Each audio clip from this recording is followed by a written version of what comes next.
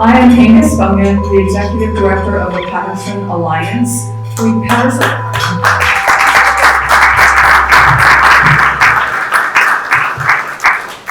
The Paterson Alliance is a coalition of 90 nonprofits serving the residents of Paterson. Paterson Alliance's mission is to unite nonprofit and community partners to create a vibrant Paterson. We strive to improve collaboration among our members, to be inclusive, and to build a culture where everyone feels respected, included, and valued.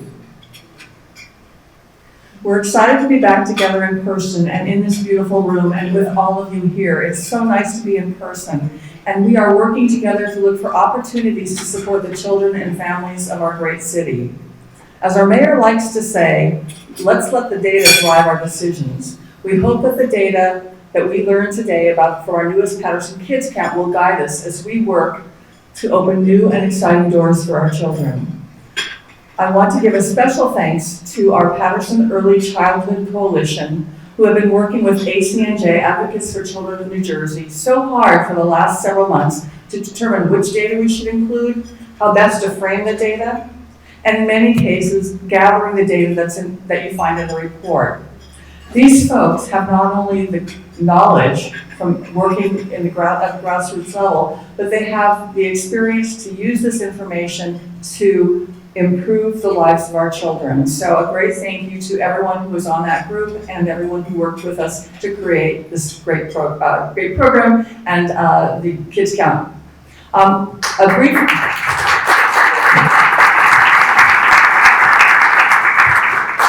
We do have a full morning, and we'll begin our program as you continue eating your breakfast. Just enjoy it.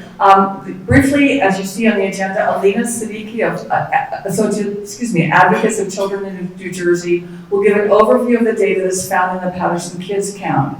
Thank you, Alina, for your hours and hours of analysis and for the important role you have in creating this Paterson Kids Count. Then, our dear friend Seal Zalkin, the CEO of ACNJ and guru of all things related to kids data, will moderate our panel and will dig deeper and ask the important questions. We will have a three-person distinguished panel, beginning with Paterson's Maya Saya, whose most important role is being the father of 3 Paterson children. We also have our superintendent, Paterson Superintendent of Schools and superb advocate for our children, Eileen Schaefer. And last, but definitely not least, Reverend Carolyn McCombs, who has too many titles to list here. But we are lucky at the Paterson Alliance to have her as our board president. So we're really looking forward to what all of these special people have to say about our Paterson Kids Count.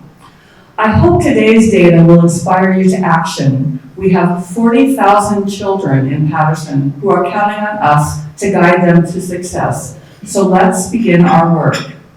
And now please welcome Charlie Venti, the chairman of the board of ACNJ.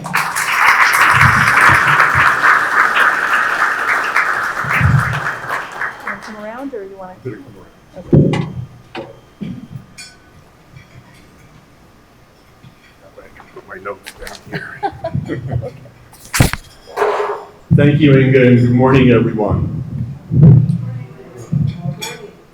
On behalf of the ACNJ Board of Trustees, I want to welcome you to the release of Paterson Kids Count 2022. This is the third Kids Count report that ACNJ has published in partnership with the City of Paterson and with the assistance of the Paterson Alliance, and through the generous support of the Henry and Marilyn Taub Foundation. And I would like to recognize Melissa Whitman, Program Director for Early Childhood at the Foundation, for all of the work that she's done in supporting this effort and supporting kids in Paterson. Thank you, Melissa. And special thanks to Inga Spungen, Executive Director of the Alliance, for bringing us all together, helping us with connecting and creating our data sources, stories about what is happening in Paterson, all with an eye towards improving outcomes. And I did note in the book today, there are 40,000 kids in Paterson. I think it's 40,003 in Marseille. I think, you know, maybe it'll be 4,004. Oh! You're lucky my wife's not here. That's it, all right. Oh, I won't say anything. So as you know, Paterson Kids Count provides a snapshot of child well-being. It's intended to inform members of the community. It's a tool. It's used by government officials, it's used by grant writers, it's used by nonprofits. But as I was thinking about it today, and as I look in the room today, stealing a line from Hamilton, which I know is tightly knitted to the city of Paterson. Right. Right? It's to help people who are in the room, the people who, I forget the exact song. Where it happened. The room where it happens. And so this is the room where it happens. This is the room where people have the ability in a trusted way to connect to the people of Paterson, to understand the issues, not only about the needs of people, but issues of access, issues of where things are going well and where things need to develop. So we're very proud in ACNJ to be just a piece of that puzzle, to be able to provide the data, to be a support for all of you and for the work that you do. Now, I'm going to make sure I didn't miss anything, even though I went way off script. So Paterson Kids Count 2002 looks a little different than the previous data books. Books that were done in 2011, 2015. For example, the report uses 5-year estimates from the U.S. Census American Community Survey instead of 1-year estimates. Because of data quality issues identified by the Census Bureau about the 1-year 2020 estimates affected by the COVID-19 pandemic. So in other words, there is some difficulty in making comparisons to prior years because of the impact of the pandemic and the unique issues that it presented for kids and families. That all being said, as we move on, I would like to recognize and introduce Assemblywoman Shavonda Sumter to come up and say a few words. Not only is she our Assemblywoman, but President and CEO, the new President and CEO of Children's Aid and Family Services.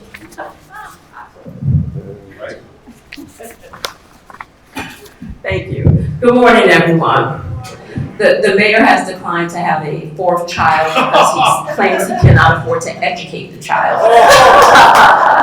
But I'm Assemblywoman Shavonda Sumter, born and raised in the city of Paterson. I also have the honor of having a dual title today. I serve as President and CEO of Children's Aid and Family Services, an organization with over 100-year history of serving families, of making sure children are connected with loving families, coaching parents, and Jo Paterson is with me today. She's been with you throughout the year, so give a wave and an applause for the work that she does. And being born and raised in the city of Paterson, having raised 2 children, my son, 22, who just graduated from college in May. Our daughter, who is 23, who graduated with her master's in May. And there, I now have 2 nickels to rub together. So, the report that you all have put together is really what we use in Trenton to validate the stories of the families that you all work with each day. The families that are in our school district, the families who are in your houses of worship, the families that seek out your services for food, clothing, energy assistance, for all of the supports that we may not hear about in Trenton. This data report has been my guidebook, and Rosie can attest to this, since I entered the legislature 10 years ago. It validates the stressors that are impressed upon people. It helps us as a legislative body direct where we're going to put precious resources. This is the first year in I don't know how many years, but at least 10 years of my tenure, that we have a surplus and we can do good to help people. That's right. So the data we will hear, so I'm excited to be here in both capacities. It will help drive the message when I'm on the floor in Trenton, battling for child care tax credits, for supplemental programs for food and nutrition services, healthy food and nutrition services, to fund your organizations for transportation services, and the list goes on the social support network. You all are the anchor for these needs, and we need you to exist and thrive as we come through this pandemic. So thank you, and I'm honored to be here today.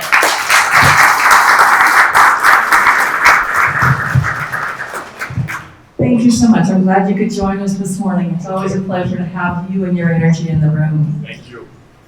Right. So now, what we've all been waiting for, the data. So Alina, do you want to come up and get us all started and give us the information that we've been dying to hear? Alina Siddiqui from ACNJ.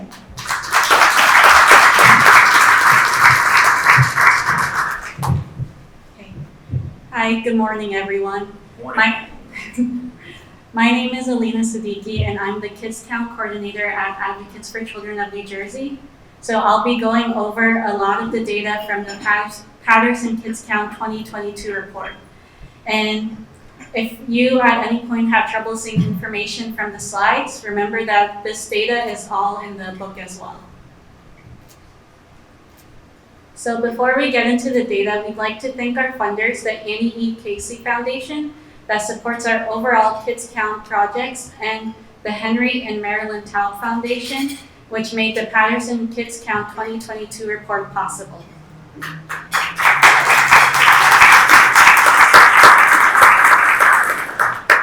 We'd also like to thank the Paterson Early Care Coalition and the Paterson Alliance. And a special thank you goes to Inga Spungen for her assistance with the report and this event.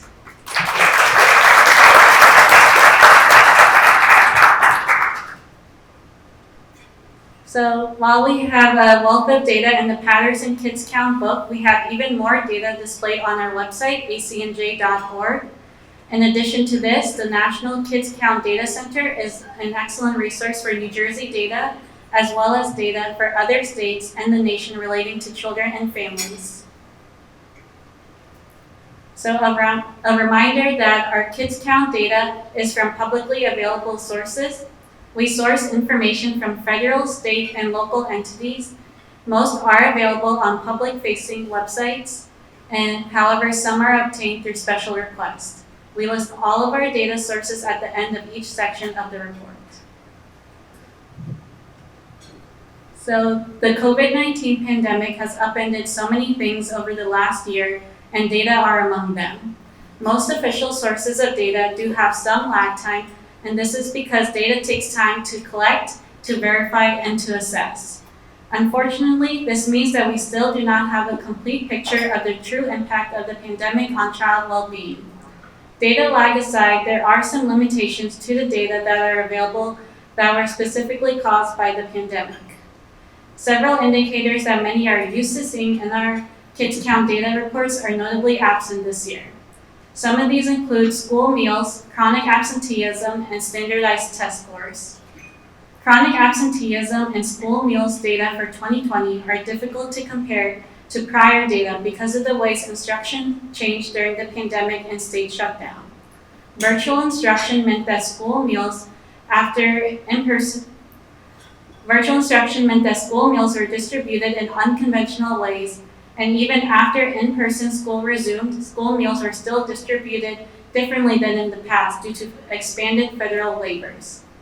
State standardized testing was also postponed in 2020, but occurred this spring, and we are still waiting for the test results. Probably the biggest gap in data is the lack of one-year American Community Survey estimates for 2020. The U.S. Census Bureau conducts the American Community Survey each year by randomly selecting households to reply to their questions. Through these surveys, the Census Bureau provides data on many topics such as poverty estimates, median income, housing data, and health insurance rates for the nation all the way down to the block and tract level. ACNJ uses the American Community Survey data and Kids Count and many other reports, and the pandemic created challenges surrounding the typical outreach for the American Community Survey. The U.S. Census Bureau announced that they would not release their standard one-year estimates because of the impacts of COVID-19 on data collection. They released estimates of the 2020 data collected, but they have made clear that this is experimental data which does not meet all of their data quality standards. For this reason, we decided to use the American Community Survey 5-year estimates which released this past March. The difference between the 5-year and 1-year estimates is that the 5-year estimates are data collected over 5 years, which provides a larger sample size. So moving on to the data, Paterson is New Jersey's 3rd largest city in population after Newark and Jersey City. Paterson is also a very diverse city, and children under 18 make up about 27% of Paterson's population. So remember, we are using 5-year estimates. So here's a comparison of 2 5-year estimates as we're comparing 2011 to 2015, which is in blue, and 2016 to 2020, which is in the polka dots. So the 2016 to 2020 data shows that 5% of Paterson child population is Asian, 23% is Black or African American, 7% is white non-Hispanic, 64% is Hispanic, and 30% were of some other race.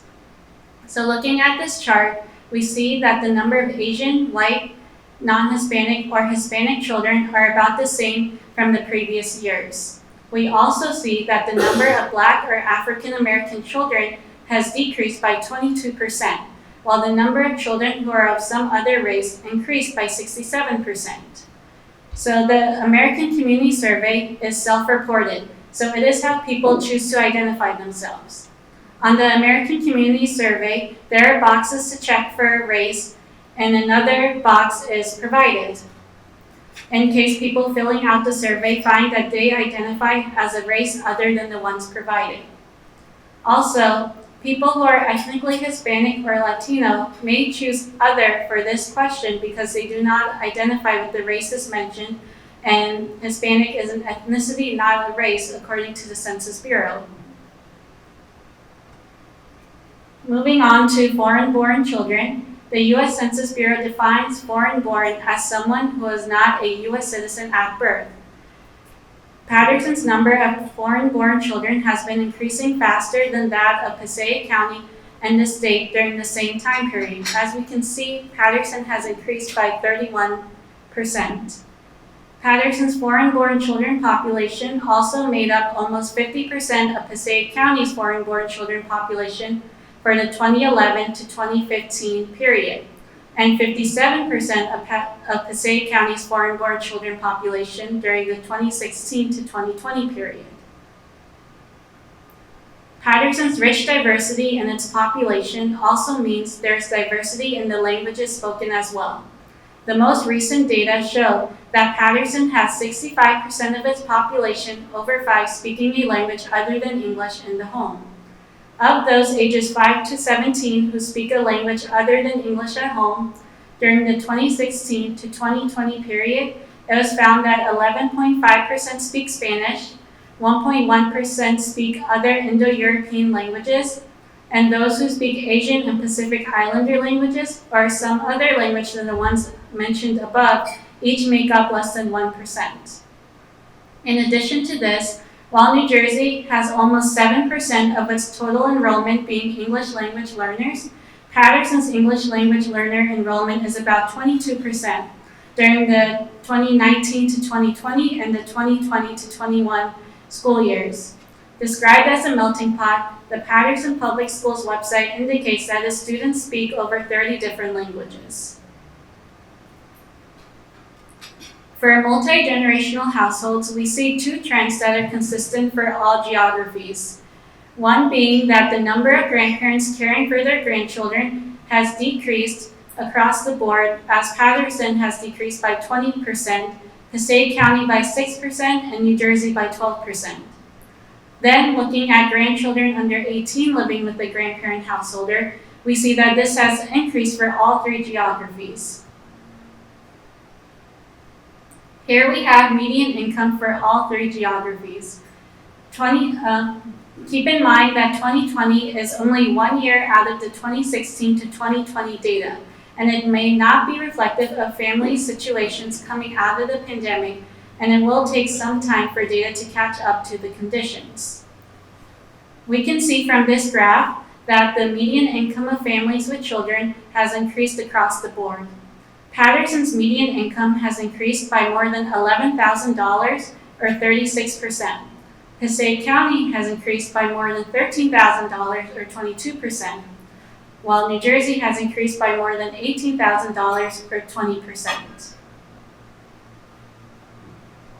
Looking at unemployment rate, we see that all three locations have had the same trend.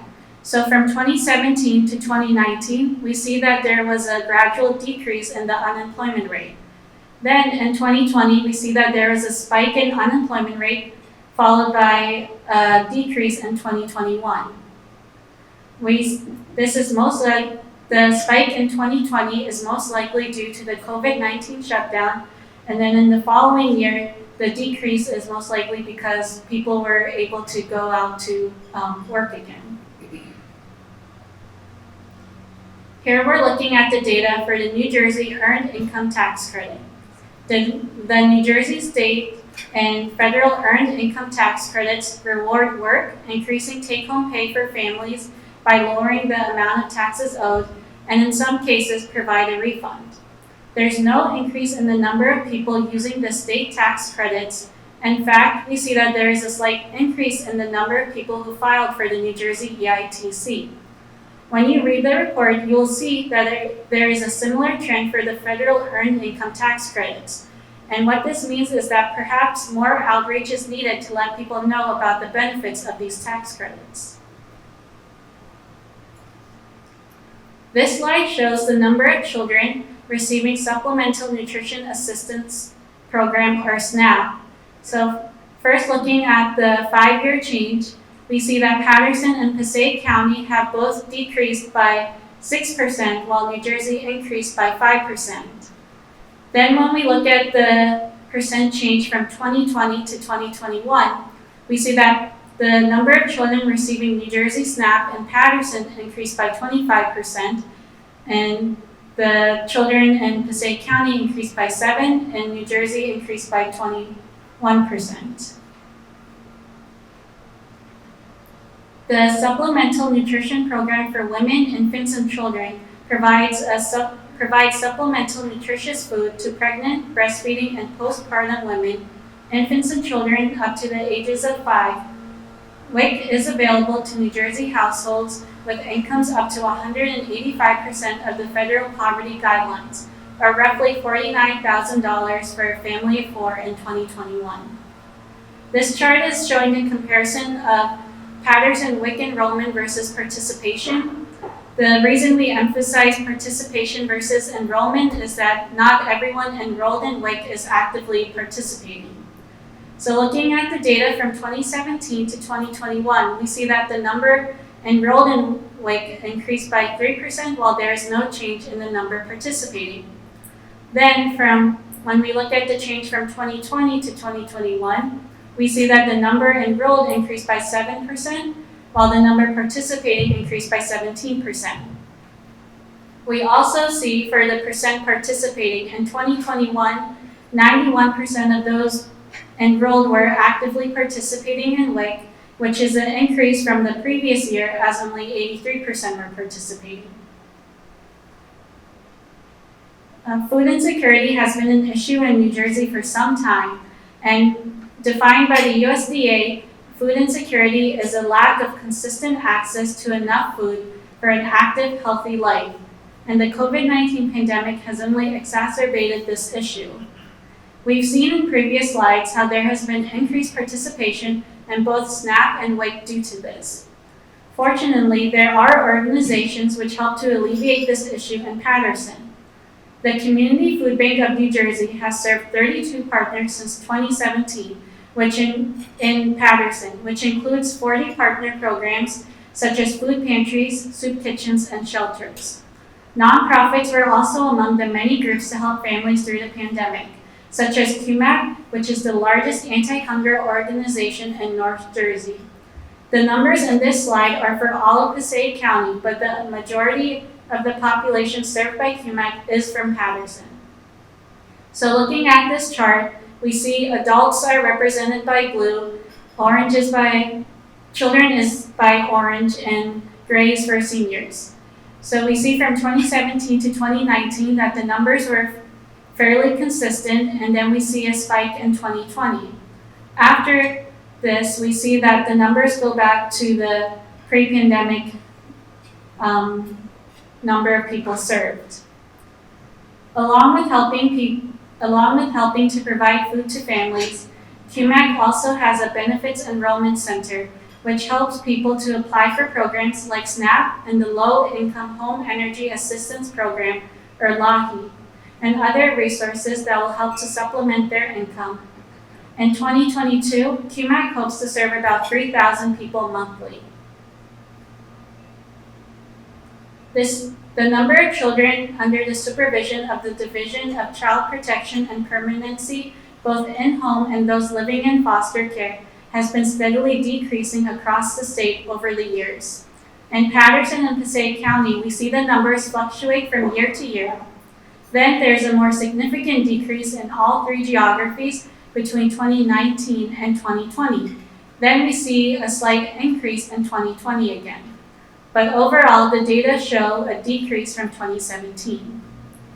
And just to emphasize Paterson's number, Paterson has decreased by 25% for the children under child protection and permanency supervision. Before we go to my next data point, I want to provide some context about child care center closures and reopenings. So on March 25th, the governor issued Executive Order 110, which mandated the closure of licensed child care centers beginning April 1st, unless they serve children of essential workers. On May 29th, the governor announced another executive order which rescinded Executive Order 110. This order permitted centers to reopen so long as they adhere to specific health and safety standards. The standards included limitations on the number of children who could be served in child care classrooms. So looking at these two tables, we see the impact of those executive orders reflected in the number and capacity of child care centers in 2020. We see the number of centers dropped in Paterson, Passaic County, and New Jersey. The number of children child care centers were licensed to serve also drastically dropped given the COVID-related restrictions. The lowest number of licensed child care centers in capacity was in 2020, which is most likely due to the COVID-19 shutdown. An important note is that the child care industry as a whole was very fragile prior to the pandemic. Many centers operated on constrained budgets. The COVID-19 pandemic weakened this already fragile industry, but ACNJ has done a great deal of work at addressing the shortage of affordable quality childcare, as well as advocating for a stronger childcare infrastructure across the state. To learn more about these ongoing efforts, I encourage you to visit our website, acnj.org, or to reach out to a member of our early learning team or my boss, Steele Dalkin, who is here today.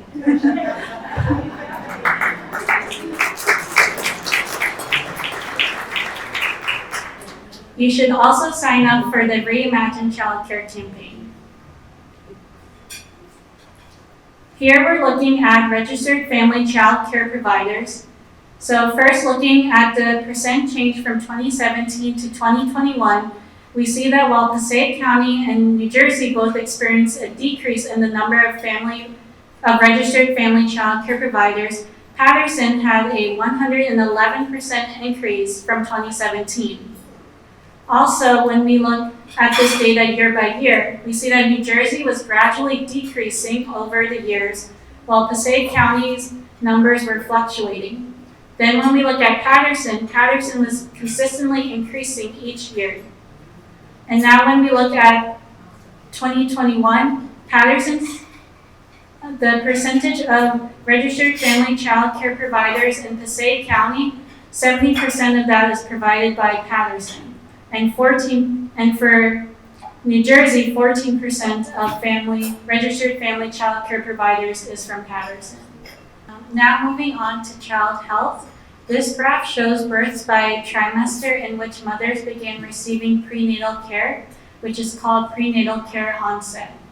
For all three geographies, a majority of mothers receive prenatal care during their first trimester, which is really good, with Paterson at 63%, Passaic County at 72%, and New Jersey at 75%.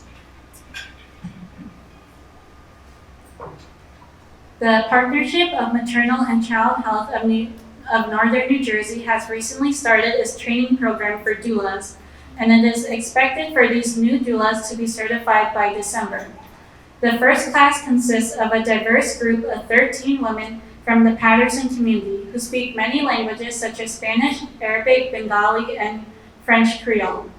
St. Joseph's Hospital and New Destiny Family Success Center are partners in this initiative to help reduce infant mortality in New Jersey, specifically that of African American and Black babies. So looking at this table, we have infant mortality rate, which is the number of infant deaths per 1,000 births. The data is aggregated by 5-year intervals. And first looking at Paterson, Passaic County, and New Jersey, we see that the infant mortality rate for Paterson has decreased during the 2015 to 2019 period, but when compared to Passaic County and New Jersey, it is still a bit higher. Then when we look at this data broken down by race, we see that the number has decreased for Hispanic of any race, while the infant mortality rate of Black non-Hispanic babies has actually increased from the 2010 to 2014 period. Next, we're looking at Paterson's asthma-related hospital visits for ages 0 to 17. So the blue indicates asthma-related admissions to the hospital, while the polka dots are asthma-related ER visits. First, looking at the asthma-related admissions to the hospital, we see that the number was gradually decreasing from 2016 to 2019. Then when we look at asthma-related ER visits, we see that the number was fluctuating a bit over the years. But then when we look at the 2020 data, we see that there is a significant drop in both admissions and ER visits.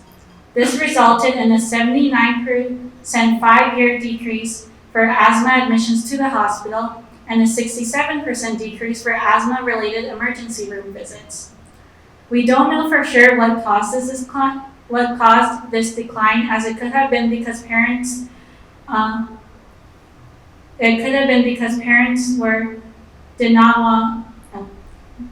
because kids were home, so they were not exposed to asthmatic triggers, or that parents were hesitant about sending their kids to the hospital. It will be interesting to see what the 2021 numbers will be and if this trend continues as children are now back at school and out in the community. So New Jersey Family Care is the state health insurance program which encompasses Medicaid and the federal children's health insurance. Since March 2020, New Jersey residents enrolled in New Jersey Family Care have been able to maintain coverage without the annual redetermination of eligibility, thanks to the provisions specified under the nationwide public health emergency as a result of the COVID-19 pandemic. This accounts for much of the increase in the number of children receiving New Jersey Family Care. When we look at this table, we see from 2019 to 2020 that there is approximately a 1,600 increase for the number of children under age 19 receiving New Jersey Family Care in Paterson, a 4,400 increase for Passaic County, and a 74,000 increase for New Jersey. The federal public health emergency will end at some point, at which time the state will begin to redetermine eligibility. Families need to make sure that New Jersey Family Care has the most current address, as it is important that households respond promptly to mailings from New Jersey Family Care once the public health emergency ends in order to maintain health coverage. And when we go back to the table, we see for the children under age 19 receiving New Jersey Family Care from 2018 to 2022, Paterson increased by 4%. But when we look at children under 19 without health insurance, we see that Paterson accounts for 8.2% of children under 19 are without health insurance in Paterson. So looking at this graph, we're seeing Paterson's state-funded preschool enrollment. So we see that preschool enrollment was at a high during the 2017 to 2018 school year at 3,808, followed by decreases in the following years. This same trend is seen for Passaic County as well as New Jersey's enrollment. State-funded preschool enrollment has seen a drop for all three geographies, as Paterson and Passaic County have both experienced a five-year decrease of 19%, while the state's state-funded preschool enrollment has dropped by 9% from the 2016 to 2017 school year. When we see the data for the next school year, it will be interesting to see if the 2020 to 2021 numbers were influenced by the COVID-19 pandemic or not. So here we're looking at Head Start and early Head Start enrollment. So please note that as indicated on the slide, data was not available for 2020 because of the COVID-19 pandemic.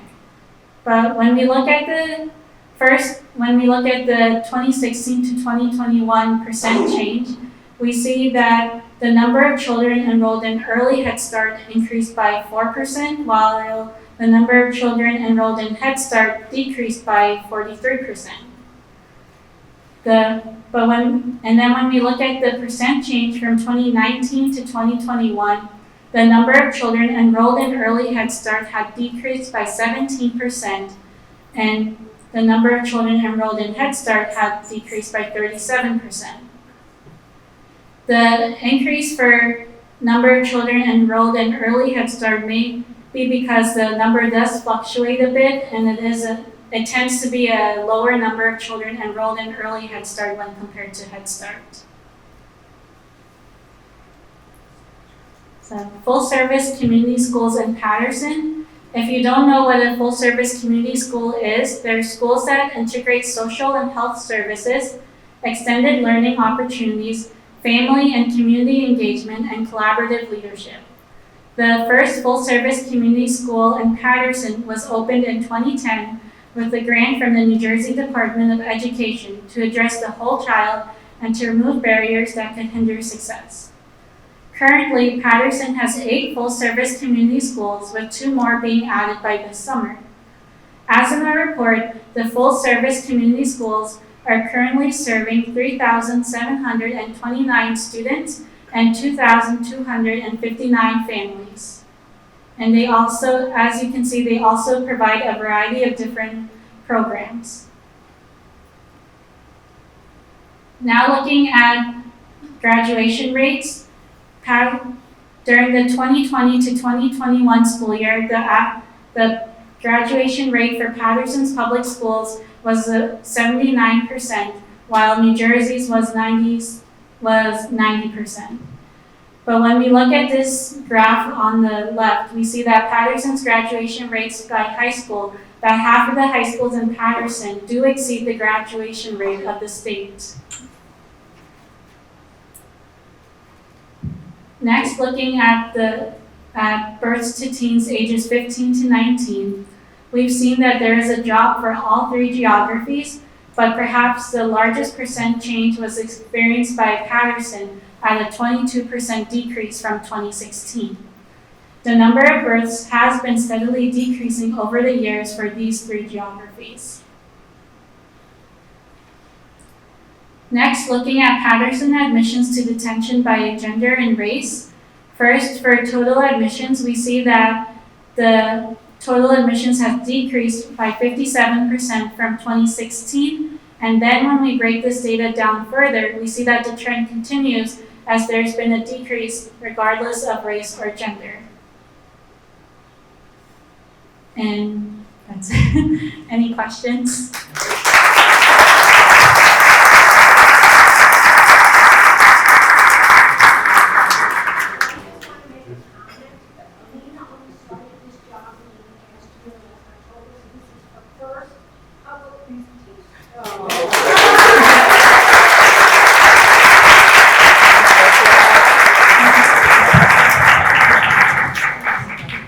So that was overwhelming.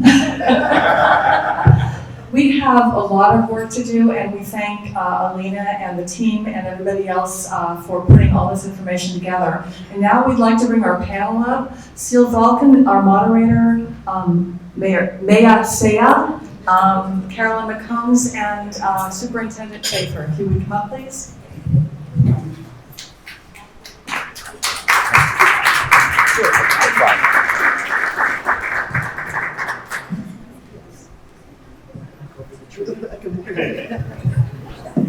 Testing.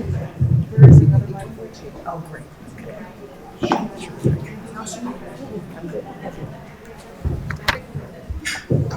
Good morning, everyone. While the panel gets settled, I just want to say how exciting it is to be here this morning. ACNJ produces Kids Count reports for the state, for the counties, and in several cities, including Newark and Trenton. But I have to say, to me, the greatest advocacy partnership is here in Paterson. We produced the first Paterson, yes, which is absolutely worth it. We produced the first Paterson Kids Count in 2011, and the Paterson Alliance, in partnership with the Alliance, with the city, supported again by the Todd Foundation, thank you, Melissa, and the Alliance took that data and said, we're not gonna leave this on a shelf, we're gonna do something with it. And they set an ambitious advocacy agenda. 5 years later, when we came back and did Paterson Kids Count 2, there was measurable progress in terms of the number of children receiving, attending preschool, receiving school breakfast, and having health insurance. I have to say, in my experience with Kids Count, you don't see that kind of data, that kind of success. And we have told the Annie Casey Foundation that supports Kids Count across the country, if you want to see the result of your investment, go to Paterson. Because that partnership is amazing.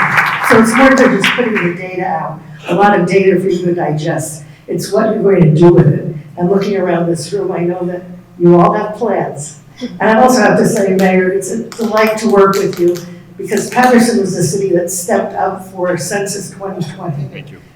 The Alliance, again, the mayor's efforts, you really set an example for the rest of the state. So it's always nice to be here and acknowledge your incredible advocacy. Before I start and introduce the panel, I hope you've had a chance to take a look at the report.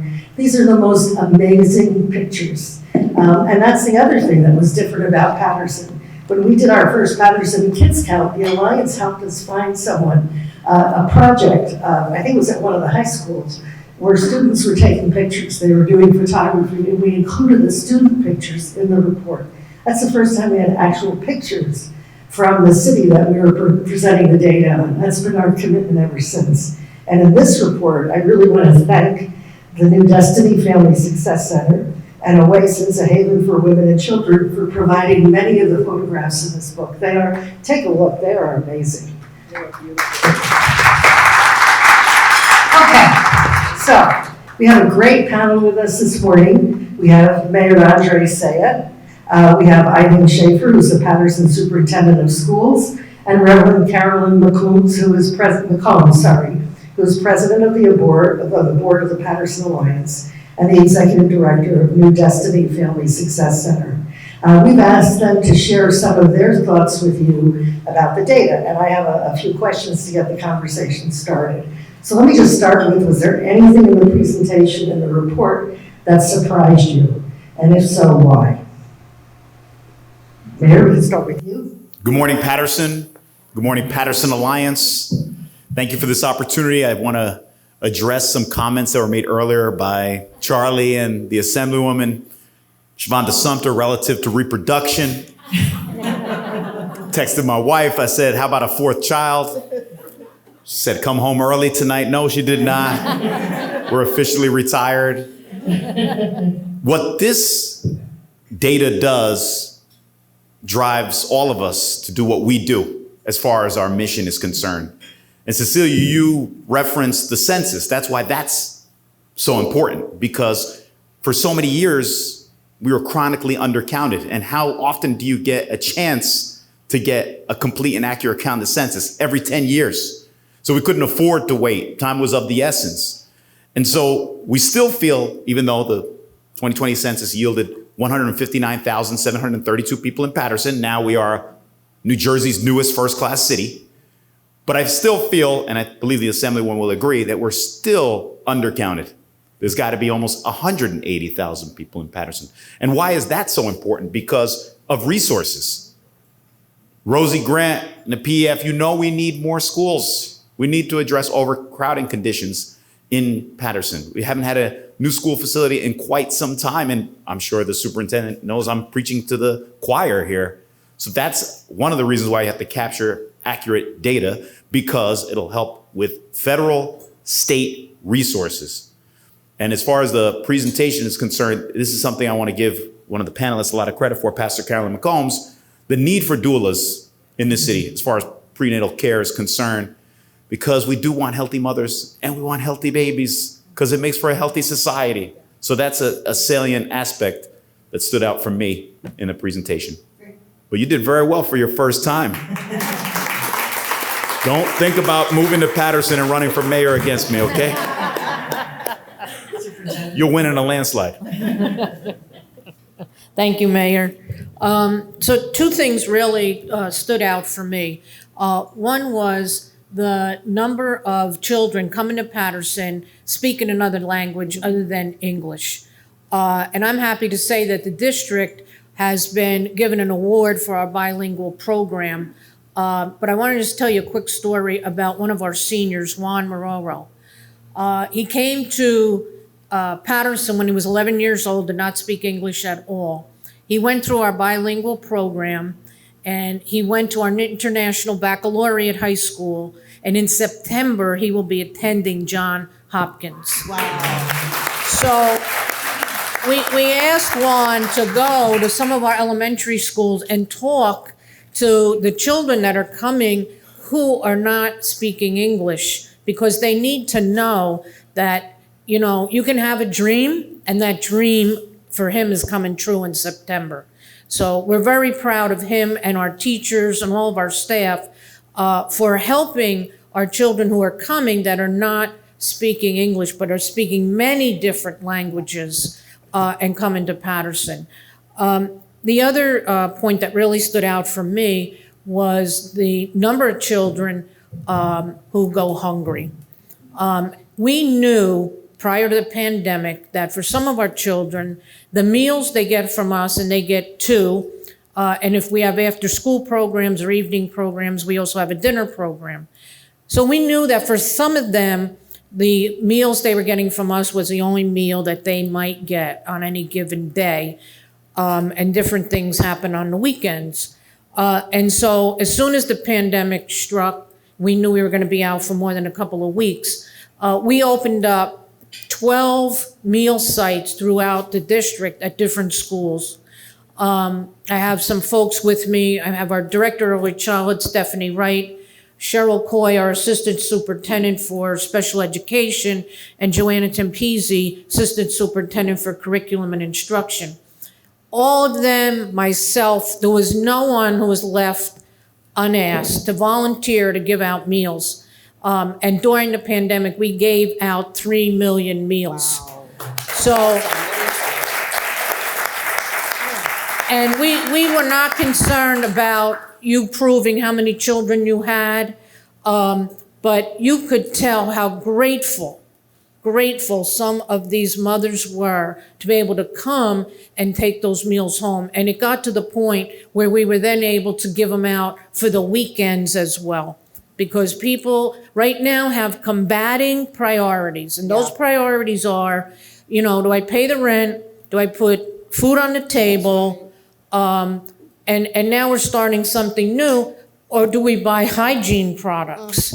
Or are we able to wash our clothes? And so we just recently put washers and dryers in all of our high schools for the children, and we're putting them into the middle schools, because too many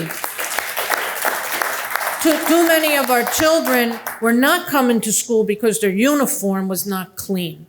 And you know that can be a whole bullying situation and all kinds of other issues. And so we put the washer and dryers in. We thought that would have some type of stigma.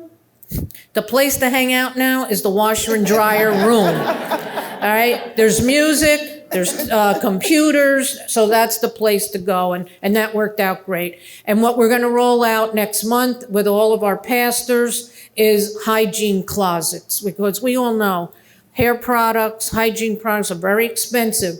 And again, with parents, during the pandemic, things were difficult, and inflation now that might take, a back burner when we're trying to put meals on the table. So we're putting out hygiene closets, we're calling them confidence closets, in every middle school and high school. So if you need soap, hair products, hairbrush, toothpaste, whatever it is, you're gonna be able to come through, pick up what you need, and go on your way. And I'm sure that too is gonna be the place to hang out in the future. So I wanna just thank the pastors for teaming up with us, as well as the Paterson Education Association, to be able to roll that out in the fall. So thank you.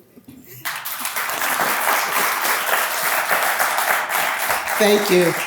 I just had a vision, Superintendent, of a new chain in Paterson Public School. It's the new Walmart.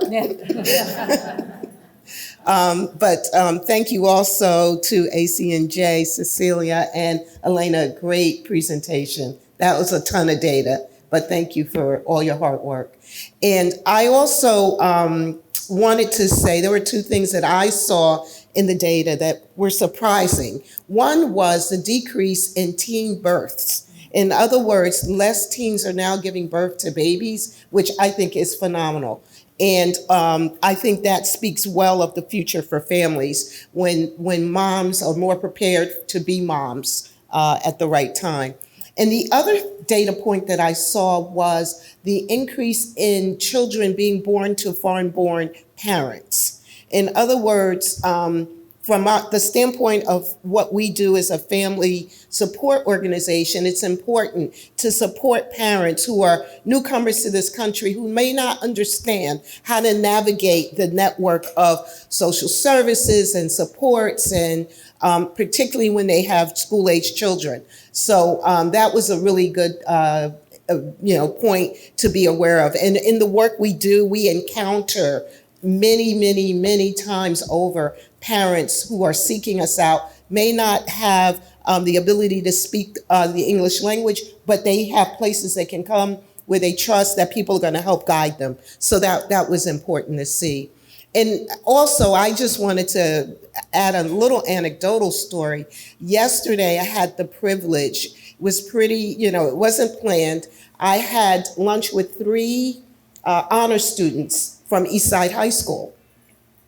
All 3 of them were students of foreign-born mothers. And all 3 of them were honor students. And one of them is a 10th grader who is being highly sought after by Harvard now. So that tells the good story of what's happening when we are connecting with families and we're there providing that support as much as we can. Thank you. Thank you. Well, all of you have touched on this a bit, but I'm going to ask from your perspective, what was the greatest impact of COVID, both immediate and long-term, on children and families in Newark? Superintendent, I'm going to start with you. What about virtual learning? Yeah, so when COVID just started, we thought that we were going to be out a couple of weeks. And we did not have a device for every child. Only our high school students had devices. And so we had to use paper packets. So parents were picking up meals, dropping off paper packets, and picking up another paper packet. And the teaching could not continue because there was no way to communicate to all of the homes. It was a nightmare, to say the least, because we knew that how far behind the children would be because there was no communication at all. Everyone knows that face-to-face instruction is the number one priority for teaching and learning. No, nothing can replace that. Remote is a second best, but it's not the same. So we tried very hard to get as many devices as we could, but we still weren't there. So then the summer came along and we were able to get COVID funding. We were able to then get devices for every student, except they got stuck in an airport. As you know, there was some issues going on, child labor laws. So our order was there. Long story short, Labor Day weekend, we had a team of folks getting the computers ready so that when the children returned that September, but we only returned for 1 day for teachers and that was it. But we had them ready. So parents were able to come right after Labor Day weekend, pick up the devices when they picked up their meals. And so by the second week of September, every student had a device. And if you didn't have Wi-Fi in your home, we gave you a hotspot so you were able to have Wi-Fi. And then we were able to do remote. So closing the digital divide for us was a major, major accomplishment. Could not have been done without all the staff working together, but it could also not have been done without the funding that came in that helped us purchase all of that. And so we now have 32,000 devices with all our children and with all our staff, and we were then able to do remote instruction for the next year and a half. So that was a huge, huge accomplishment. I did talk a little bit about the meal distribution of 3 million meals. But more importantly, it was really the isolation and the lack of socialization. If you look at our preschool children, missing a year and a half, not learning how to socialize and share and be with their friends. And then we move up to our middle school, who at that preteen age, you know, friends are everything, adults don't know anything. And so they missed out on that and the socialization. And then unfortunately, our high school students missed out on all the rites of passage that they should have had. Proms and senior trips and all that stuff that all of us sitting in the room here can think back on, and we know the dress we wore and the person we went with and so on and so on. So they missed out on a lot of that. And so as a result, with isolation, and some of our children are home, not in always the best learning environment for them, that also added to some social emotional learning that we are doing now. And we started doing it during the remote instruction. So we had workshops for parents, how to cope, because you know, some parents were not good on the computer, so that was a whole learning process for them. We had classes for our parents. We had social emotional learning workshops for them. We had social emotional learning workshops for our teachers for their own health and how to deal with what they were dealing with their children in the next room trying to do remote, and then them teaching in another room. And everyone just coping with the problem of COVID. And then we also did all types of activities with our students around social emotional learning, and we're still doing it. We have all kinds of programs going on right now. We have something called Takeout.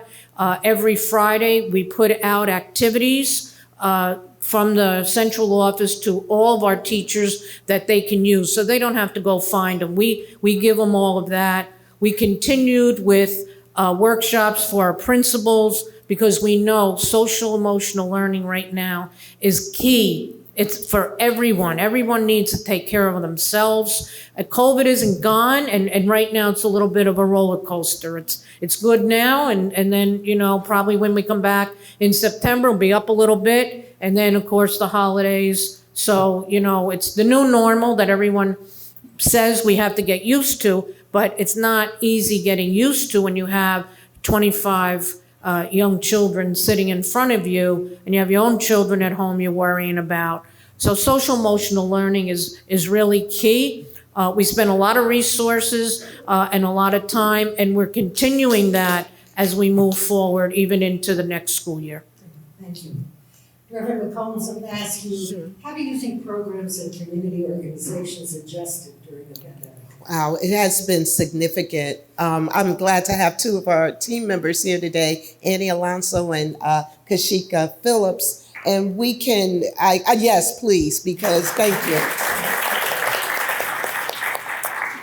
We just knew that it was time to really get out there and let families know, mothers know. I can't even tell you how many diapers and wipes and formula Kiki alone delivered.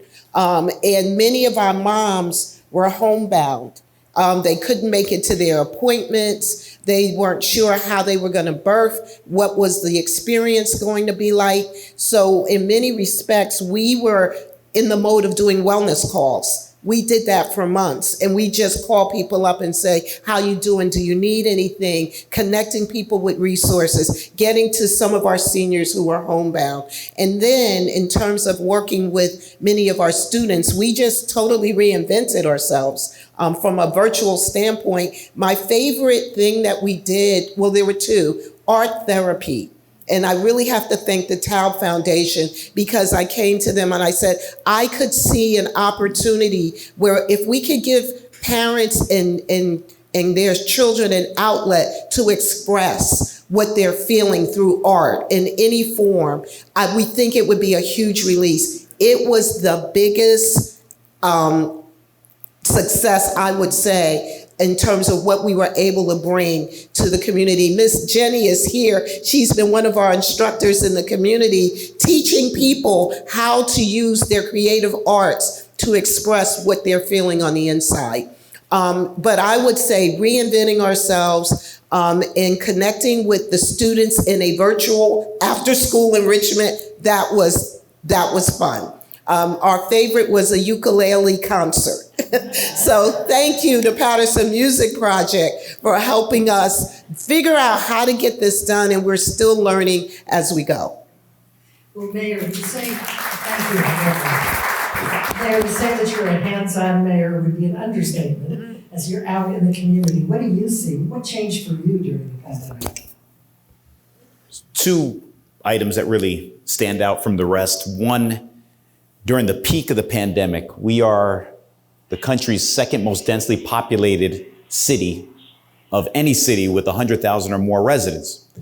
So many of our residents don't have the luxury of being able to isolate or quarantine in a basement because they may not have a basement. So they live in less than optimal living conditions or quarters. So if there was a family of 12 and one individual was infected, chances are all 12 would get infected. So that's what we were dealing with at the peak of the pandemic.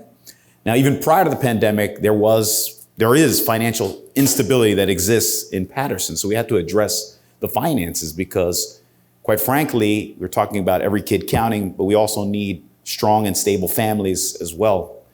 And so what we did was we launched the Guaranteed Income Initiative as a pilot program. And 5,000 people in Paterson applied for this opportunity. We can only select 110 residents, randomly selected, because I don't want anybody thinking that my friends got any of this assistance. And let's be realistic. There are people in Paterson who are a flat tire away from financial hardship. And so these 110 individuals receive $400 a month for a year. And we do understand that even though this pilot program is coming to a close, we have to continue because there are many more. I mentioned that there were 5,000 people. So that means there's about 5,000 people that did not get this level of assistance. So through the American Rescue Plan, we will be continuing the program. We also launched the Financial Empowerment Center, and it's the only one in the state of New Jersey and one of 30 in the country. And the Financial Empowerment Center is in downtown Paterson, but it'll be transitioning to NJCDC. There are 3 trained counselors that provide free, one-on-one confidential counseling to Paterson residents. We opened it about a year ago. There are 500 people in Paterson who have taken advantage of this service. And what do? We can help people reduce their debt, repair their credit scores, connect them to resources so that they could become first-time home buyers in Paterson. And since we're using anecdotal information, we actually had 4 people who they were on the brink of eviction. We helped them stay in their homes. And so we're going to continue that program as well, post-pandemic, if there is a post-pandemic. And one last initiative that we launched during this once-in-a-century crisis, the driver's license restoration program. There are people in Paterson who lost their driver's license for various reasons. One, maybe because they couldn't pay the penalty, or maybe they forgot to pay the penalty. And as a result, they really are penalized, because when you lose your driver's license, you're lost. You lose out on opportunities, employment opportunities, access to healthcare, access to childcare. And so we've helped a number of Paterson residents who've lost their licenses get their driver's licenses back and get their lives back as well. Thank you. So Mayor, great segue to my next question. Very good. This may be my last one. I have to go back to City Hall. Okay. I saw the bat signal in the sky. No.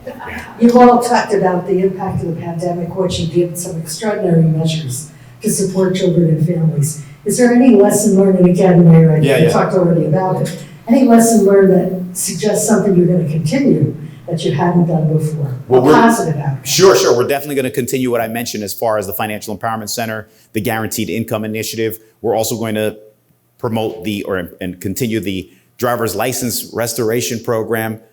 And quite frankly, we have to continue to vaccinate and make sure people get their booster shots, because as you said, this is a roller coaster right now. You talk about data and driving decision-making. I get a report every morning about our daily infection rate, and it's higher than it was about a month ago or so.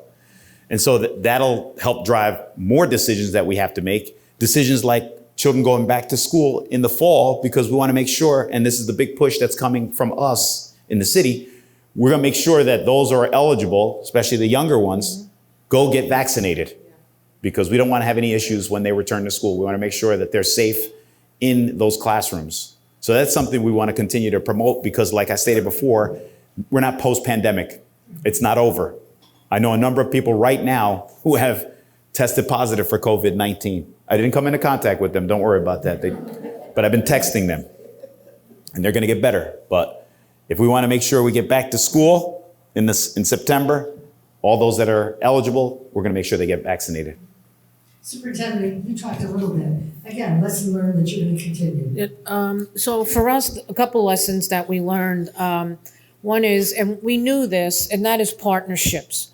In the beginning, we partnered with the mayor. We used one of our schools as a vaccination site.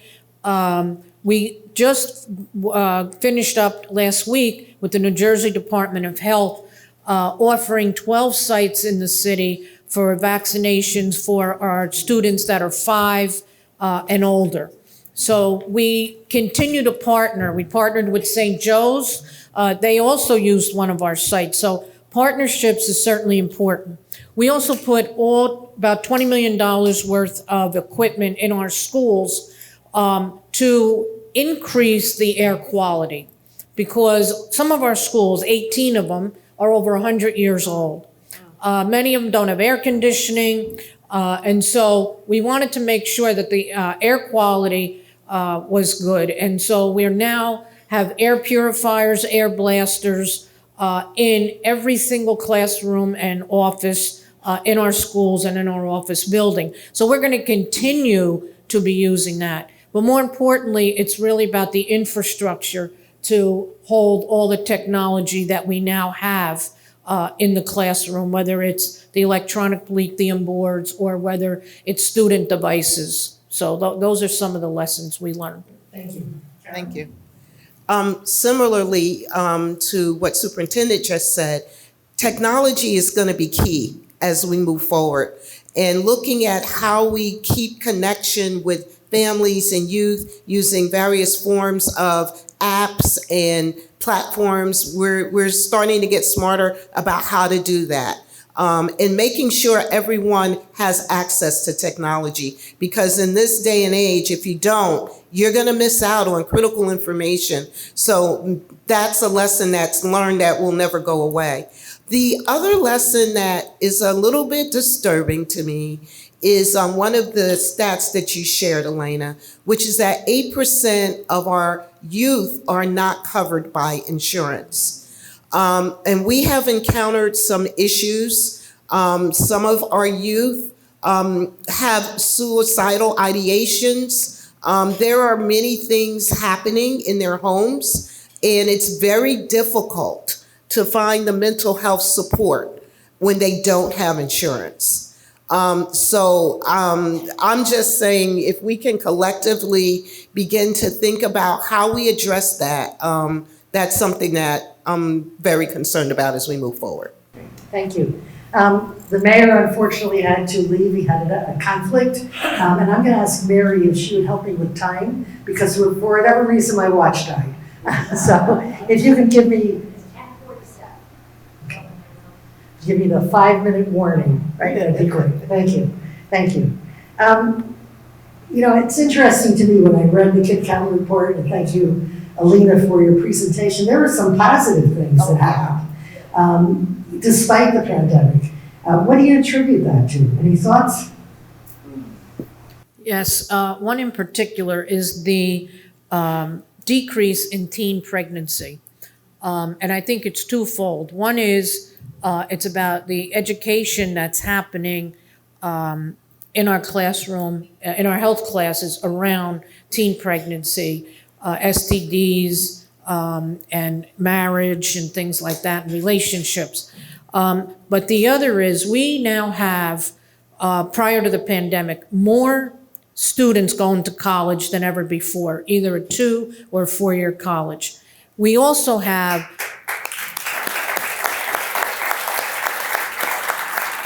we also have more students graduating high school with college credit. So what does that mean? That means that if I didn't think I could go to college, whether it was financial or whether it was academically, now I have some credits under my belt already and I'm motivated.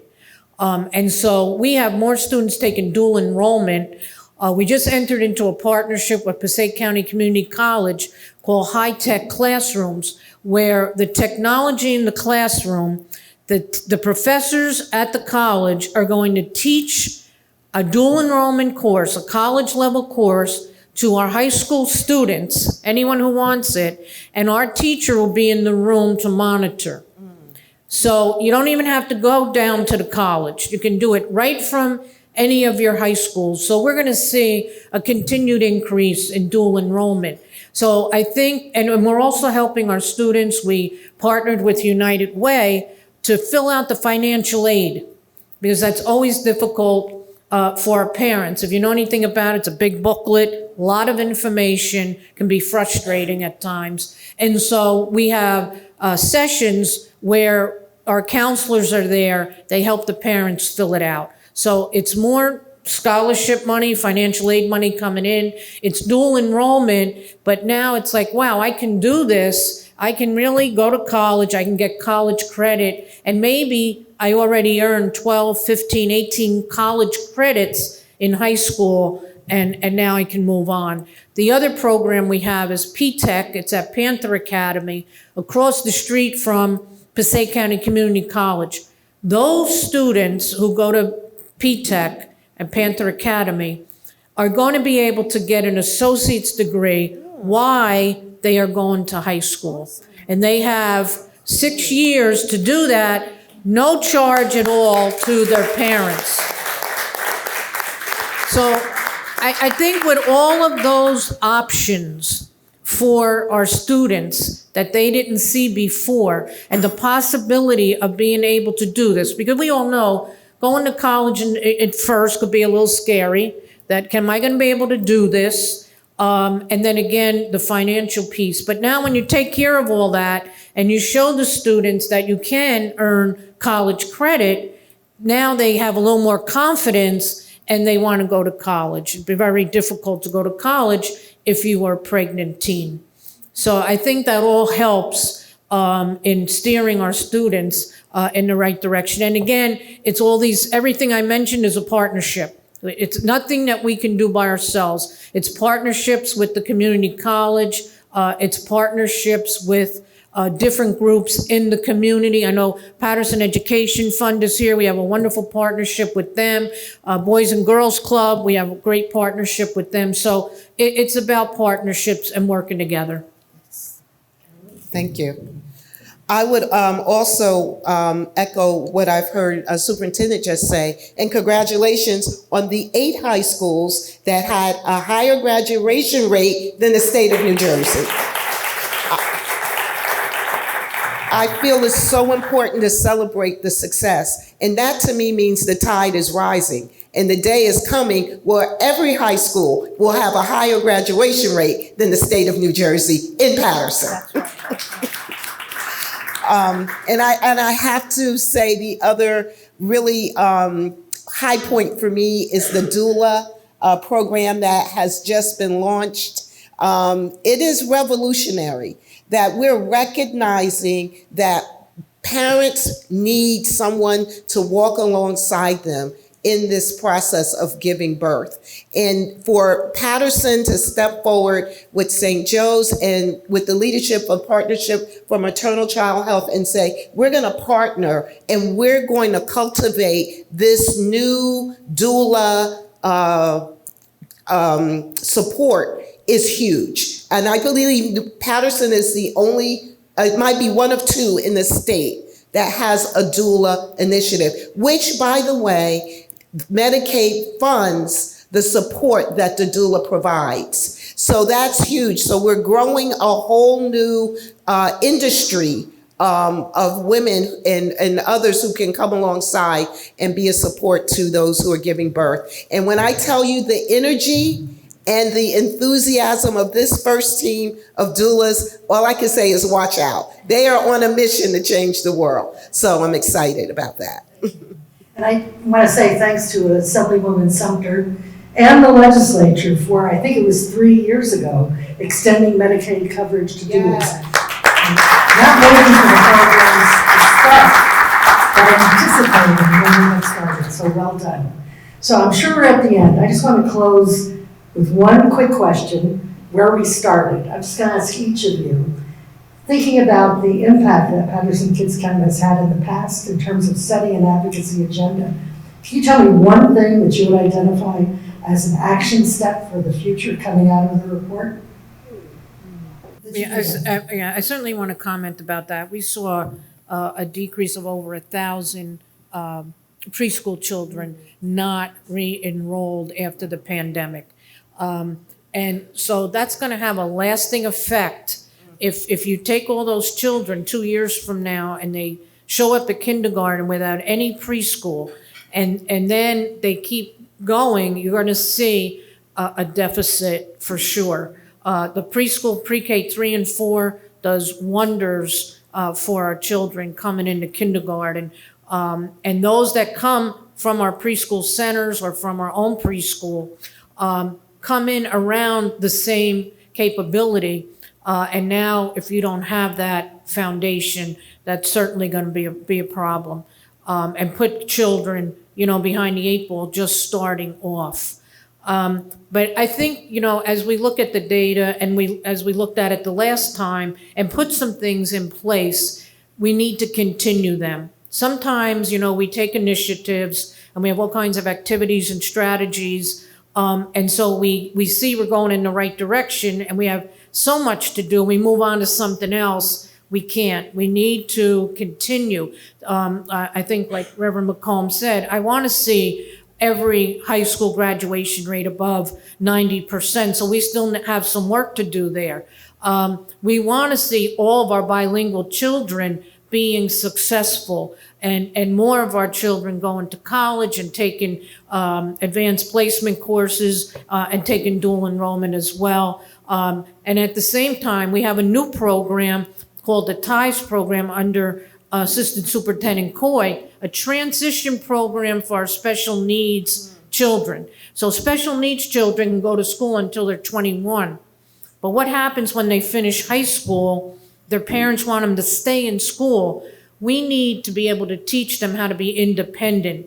And so Ms. Coy has set up at Paterson Catholic almost like an apartment where you have a kitchen, a laundry room, a bedroom, a living room, and where you're gonna do your own grocery shopping, learn to make the bed, learn how to keep house, learn how to do laundry, because some of our special needs students cannot and do not do any of those types of things. And then also get jobs. So she also has them working at Center City Mall. So those are some of the things that we need to continue so that we can have productive citizens here in the city of Paterson. So I think it's a lot of continuation. Even though we have new things we want to start, we can't forget about those. We've got to keep pushing.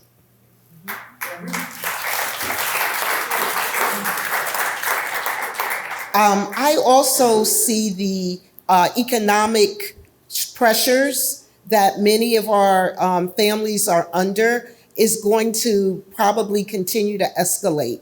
So one of the things that keeps hitting me is how do we bring that social and emotional support, mental health support on the ground so that everyone has access? I think somehow we've got to figure out how to help people cope through all the change that's happening in the community. And the other one is now how do we also help people identify demand occupations where they can earn a living wage. It's not going to be easy if you don't have income to support your living. And so one of the things I feel like we have collectively the ability to impact is how do we connect people with those occupations that are going to help them earn more. And I know many of you, that's what you do. I know I'm looking over here at one of my buddies. Yeah, Jobs for Life. How do we help people bridge the gap from where they are economically to where they need to be to have a sustainable living condition? And I know that's like solving world hunger, but I think we together can figure out how to help people inch along little by little. And those are the two things that I would see coming out of this. Thank you. Well, please join me in thanking Superintendent Schaefer and Reverend McCombs for this great discussion. Thank you. Very illuminating and also inspiring. Thank you. And as I close, I just want to thank a number of people. First, the ACNJ Kids Count team, Mary Coogan, our Vice President, Alana Vega, our former Kids Count coordinator, who is now working on health policy, and Alina Siddiqui, who did a great job this morning. And also ACNJ's communications team, Catherine Valegi and Eloisa Hernandez-Ramos, and Lana Lee. Lana came back from maternity leave on Tuesday. So, very nice to see you here today. And I do want to extend my deepest thanks to Inga, the Paterson Alliance. I see Melissa had to leave, but Inga.